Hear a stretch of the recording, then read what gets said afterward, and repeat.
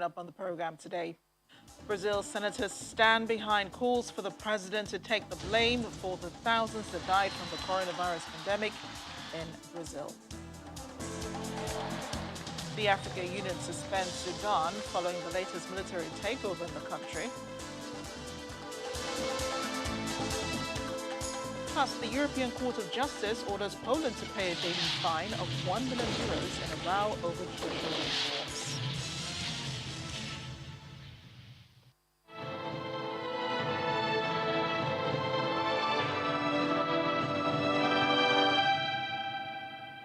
Thanks for joining us today. I'm Amarachi Ubani. We begin in Brazil, where a Senate investigative committee has approved a report that calls for President Jair Bolsonaro to be indicted for 9 crimes related to his handling of the coronavirus pandemic, including crimes against humanity. The report, which is more than 1,300 pages long and took the opposition-controlled committee about 6 months to prepare, also alleges that 77 additional people and 2 companies committed crimes. A draft report released last week had called for Bolsonaro to be indicted for genocide and murder, but senators later decided to drop those particular charges due to what lawmakers described as technical reasons. They also decided to add 10 people to the list of individuals who should be indicted. Among those added was Wilson Lima, the governor of Interior, Amazonas State, where a lack of hospital oxygen supplies resulted in deaths by asphyxia earlier this year. His government is currently under federal investigation for alleged corruption related to the purchase of medical equipment. The president's press office is yet to comment on the report.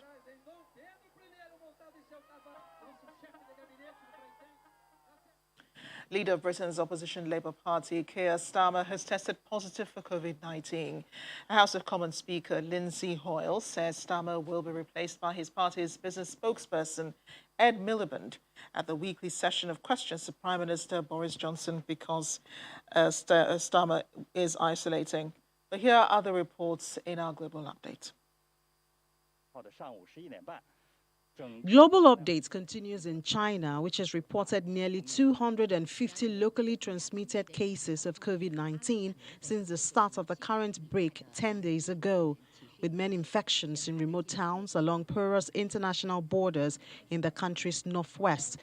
China had 50 new local cases on Tuesday, the highest daily count since September 16th, according to official data. China says the COVID-19 pandemic is the biggest challenge to its hosting of the Winter Olympics in February. Meanwhile, Bangkok's main international airport staff, pretending to be foreign tourists, participated in a drill today to test the immigration system before Thailand reopens to international visitors next month. Tourists are required to present a Thailand pass to the health officer and immigration upon arrival. The document comes in QR code form, which aims to replace the certificate of entry or COE given by the Thai embassy or consulate. Facing the toughest restrictions since the early months of the pandemic, many Russians have decided that now is the ideal time to fly off for a foreign beach holiday instead of hunkering down at home.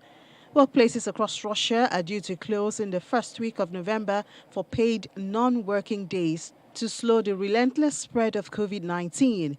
Today, Russia reported 1,123 new COVID-19 deaths, its highest one-day toll of the pandemic so far. Finally, 8,000 Nicaraguans have received COVID-19 vaccines at 2 customs border crossings with neighboring Honduras in recent days, as supplies of the inoculations in the country have run low. President Juan Hernandez said on social media that the solidarity and brotherhood of Hondurans crosses borders, adding that up to 500 doses were being given out daily to Nicaraguans. Back in Nigeria, the United States Agency for International Development, USAID, has announced the selection of 32 winners of their COVID-19 Food Security Challenge. The winning small and medium enterprises will receive awards totaling $4 million in funding and technical assistance to implement solutions that improve food security in Nigeria. A competition was run in partnership with USAID's exploratory programs and innovation competitions team in Innovation, Technology and Research Hub within the Bureau for development, democracy, and innovation. The winning companies will use USAID, Nigeria's funding, and technical assistance to rapidly expand their food production and food security activities to mitigate the impacts of COVID-19 on Nigeria's food value chain and improve the resilience of vulnerable households.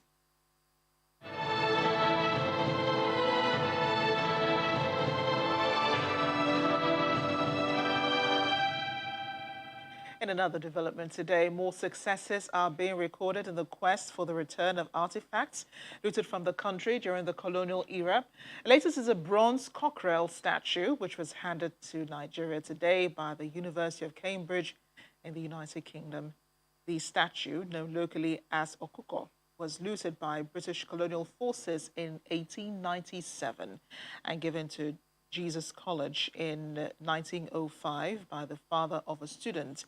Students at the world-famous university had campaigned for the artifact to be returned, and the college's Legacy of Slavery Working Party concluded in 2019 that it belongs with the current Oba of the Court of Benin.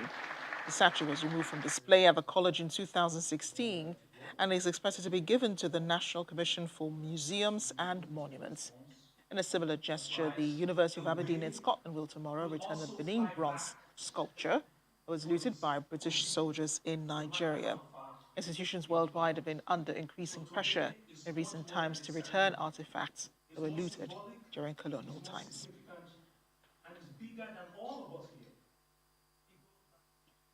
Those protests against the coup in Sudan continue today, this time in the northeastern city of Atbara. Men, women, and children were seen in footage demonstrating next to cars, clapping and chanting. Thousands of people have taken to the streets since Monday's takeover, led by Armed Forces Chief General Abdel Fattah al-Burhan, and several have been killed in clashes with security forces. A group of neighborhood committees in the capital, Khartoum, has announced plans for further protests, leading to what it said would be a march of millions this Saturday. Nigeria has joined other countries and leaders around the world condemning the coup and calling for immediate restoration of the transitional government and the implementation of the agreed roadmap to return the country to constitutional democracy. The African Union as well today announced it has suspended the country from all its activities until the civilian-led transitional authority is restored, saying that the coup is unconstitutional. The AU says it will also undertake a mission to Sudan to engage with all stakeholders with a view to finding an amicable solution to the political stalemate in the country.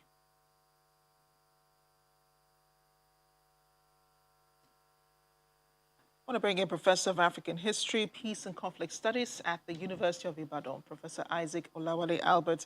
He joins us from Ibadan on the developments in Sudan. Professor, thank you for joining me on the program today. Thank you so much for inviting me. We're beginning to see, a pattern here. This is the third coup that's taking place in Africa in about a year. What does that say then about the state of democracy in countries on the continent? Well, the unfolding scenario does not speak well of the health of democratic governance in Africa. We have to flash our minds back to the late 1990s, when under what we call, third wave of democratization, most African countries opted to transit from military to civil rule. And since 2010, we've been having deals of coup in different parts of Africa. And the question we need to ask ourselves, or what seems to be happening, is that, yes, we transited from military to civil rule, but I don't think Africans are happy with what they are getting from those that have been voted into office. And if we focus our minds on the three that you identified in your intro, you are referring to Mali, you are referring, we have Sudan. Now, Sudan is different from Guinea. Sudan is different from Mali. In Mali, when the coup in Mali took place, the people were out celebrating. to me, I think it's of more military coup in Africa, because the worst of civil rule, to me, I think is still better than military rule. Indeed, Professor. Also we saw that in Guinea. Now, what we're witnessing in Sudan is different from what we witnessed in Guinea and Mali. Now, in Sudan, people are saying no to military rule, and I think that is a progress report. Yes, it is significant, isn't it? In Mali and in Guinea, people actually welcomed the coup, in those two countries, but in Sudan, they're rejecting it. And that's probably because Sudan has been ruled for so long by a military leader himself, Omar al-Bashir. But you notice in recent days, countries around the world have condemned the coup, but as we've also seen in Mali and in Guinea, this has had little impact on the junta. So what should be the bargaining chip here for regional powers? Because at the end of the day, really, all they have to do is convince and negotiate countries back to civilian rule. I am happy with the reactions of the public to the situation in Sudan, because the solutions to the problems must come from within each of these countries. Since 2010, we had several cases of military people taking over power.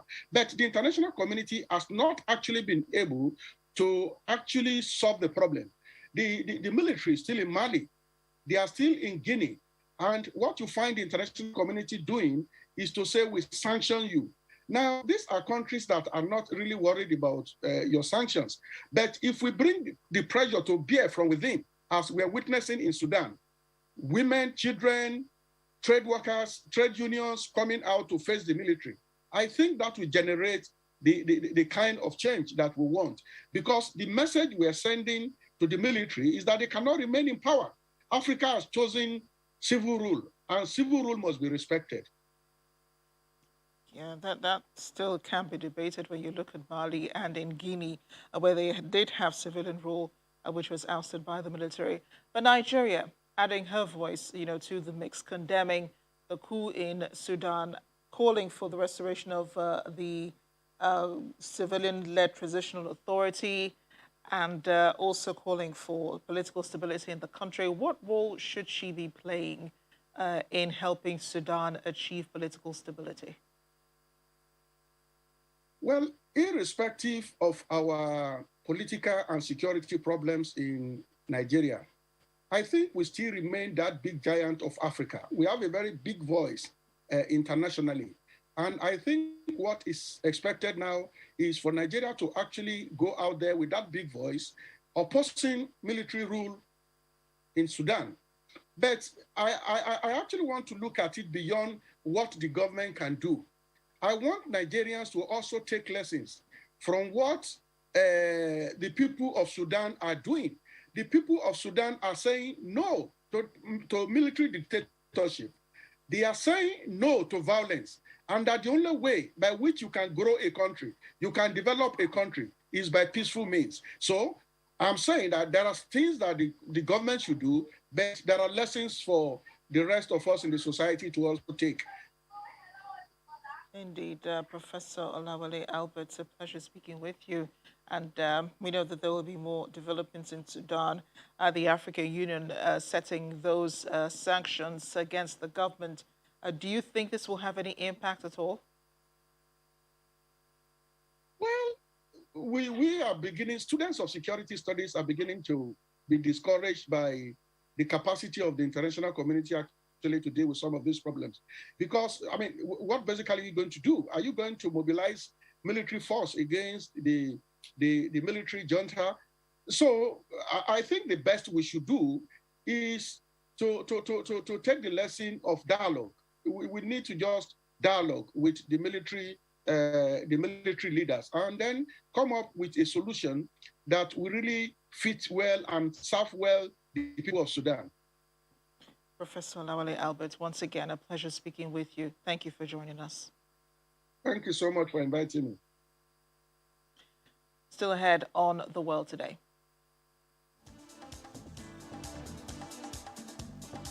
We've got more stories, but if you're pressed for time, you might want to consider the flying taxi. It's in Rome, in the airport. It's whisking passengers to anywhere they want. Stay with us. Welcome back. Lawyers for the U.S. have told the High Court in Britain that the judge who blocked WikiLeaks co-founder Julian Assange's extradition was misled by his psychiatrists. This as the United States government is starting a legal appeal to try to get the WikiLeaks founder extradited. Back in January, a court filed Mr. Assange could not be extradited to the U.S. due to concerns over his mental health. Assange is wanted over the publication of thousands of classified documents in 2010 and in 2011. If there's any justice in the world, there will be an end today, and the judges will throw it out of court because it's totally illegal what has been happening. I have hope, I've got to have hope, and I've got to stand by that hope. But what I do know is that the judiciary system in the United Kingdom is a sham. It's an absolute, this case proves that there is hardly any justice in this country. Is unconscionable, unprecedented. Have you ever heard of a country allowing the extradition of one of its protected asylees, political asylees, to the very country that wants to murder him? This is insane. This is wrong. This is completely outside of any legal process. As you may have noticed there, those are protesters outside the courthouse in the UK as the lawyers discuss Mr. Assange's case. More on that protest as they gathered, chanting Assange's name just before his father and Stella Morris, his partner, and mother of his two children arrived. Morris said she hoped the courts would end this nightmare and that she was concerned for her fiancé's health after visiting him in Belmarsh prison. I'm very concerned for Julian's health. I saw him on Saturday. He's very thin. And I hope that the courts will end this nightmare, that Julian is able to come home soon, and that wise heads prevail. We're very concerned that he's not able to be here, to be able to give instruction to his lawyers, to be able to ask for clarification about the goings-on in court. And today will be about the U.S. distorting Julian's suffering that it has inflicted and trying to present that he's well enough to be extradited. Stay a bit longer in the UK as the country's finance minister Rishi Sunak says stronger economic growth and lower borrowing would allow him to increase public spending as Britain emerges from the COVID-19 pandemic. He vowed to protect households from rising inflation.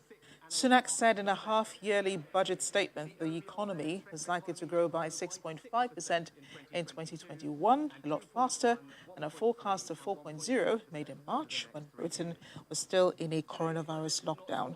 Since then, the country has moved ahead with its COVID-19 vaccination program and lifted restrictions on the economy. Today's budget does not draw a line under COVID. We have challenging months ahead. And let me encourage everyone eligible to get their booster jabs as soon as possible. But today's budget does begin the work of preparing for a new economy post-COVID. Inflation in September was 3.1% and is likely to rise further, with the OBR expecting CPI to average 4% over the next year. The majority of this rise in inflation can be explained by two global forces. First, as economies around the world reopen, demand for goods has increased more quickly than supply chains can meet. And second, global demand for energy has surged at a time when supplies have already been disrupted, putting a strain on prices. It appears the European Union Commission has made good its promise to punish Poland as both sides debate judicial reforms in the Union weeks ago. The European Court of Justice today ruled the country will have to pay a fine of €1 million every day. Earlier this year, Poland was ordered to suspend a controversial disciplinary chamber, but has not yet done so. Poland has repeatedly been at loggerheads with the EU over changes that are seen as weakening the independence of Polish courts. This month, Poland's Constitutional Tribunal angered European leaders by in effect rejecting the primacy of EU laws. The ruling said parts of EU law were incompatible with the Polish constitution, prompting European Commission President Ursula von der Leyen to speak of a direct challenge to the unity of the European legal order. Taiwan's Foreign Minister Joseph Wu says the self-ruled island needs to strengthen its defenses and seek more friends on the international stage as it faces pressure from China. Tensions between Taiwan and China, which claims the island as sovereign territory, have escalated in recent weeks as Beijing raises military and political pressure. That has included repeated missions by Chinese warplanes in Taiwan's air defense identification zone, which covers a broader area than Taiwan's territorial airspace. The foreign minister said Taiwan will try to strengthen its defense capabilities and look for friends among the world's countries, adding the island was determined to defend itself. In Iran, President Ibrahim Raisi says the country's oil ministry must maintain awareness and readiness after a cyber attack disrupted sale of heavily subsidized gasoline across the Islamic Republic. The president visited a petrol station and spoke to customers and staff after the previous day's cyber attack, which had left Iranians unable to fill up their cars. The disruption on Tuesday came ahead of the second anniversary of bloody protests in Iran over a sharp increase in fuel prices in November 2019 that turned political, with protesters demanding the country's top rulers step down. Oil Minister Javad Olji said Iran would resume petrol exports to neighboring countries within weeks, while Abul Hassan Firozabadi, Secretary of Iran's Supreme Council of Cyberspace, said the nature of the attack demonstrated another country's involvement. And in the past, Tehran has blamed the United States and Israel for a series of online assaults. In July, the website of the Transport Ministry was taken down by what state media said was a cyber disruption. But Iran's top nuclear negotiator Ali Bagheri Khani says talks with 6 major powers will resume by the end of next month. He made the comment after meeting with EU officials in Brussels. Back in April, Iran and 6 world powers started negotiations to revive the agreement, which former U.S. President Donald Trump quit in 2018 and reimposed sanctions that crippled the country's economy. The talks have been on hold since June, 2 days after hardline cleric Ibrahim Raisi was elected Iran's president. Concerned about the country's nuclear advances, Western powers have urged Tehran to return to negotiations in Vienna.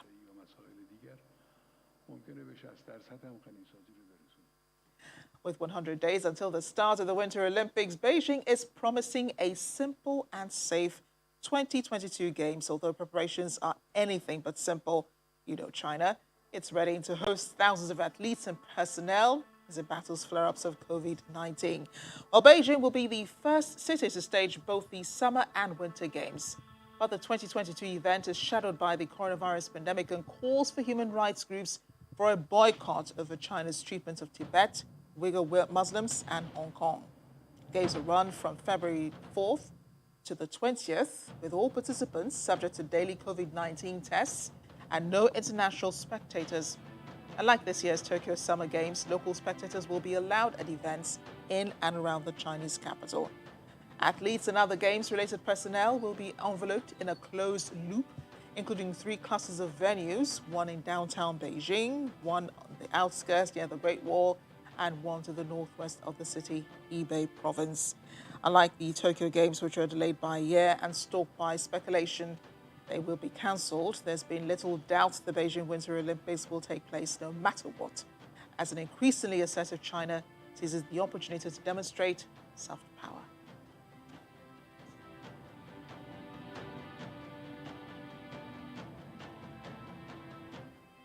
Imagine yourself in the skies for this last story. A prototype of German aviation startup Volocopter's electrical air taxi went on display today as the airport looks ahead to 2024, when it hopes the public will be able to travel on a battery-powered passenger aircraft. You heard me, battery-powered. A flying taxi, Velocity, which looks like a tiny helicopter, has an electrical vertical takeoff and landing in so-called vertiports. It has a luggage compartment and a capacity of 2 people on board, giving travelers an emission-free way to beat traffic. It runs on 18 motors that are powered by 9 rechargeable batteries. Volocopter says it is 4 times quieter than an actual helicopter. Wouldn't mind getting on one of those. Thanks for watching. I'm Amarachi Ubani.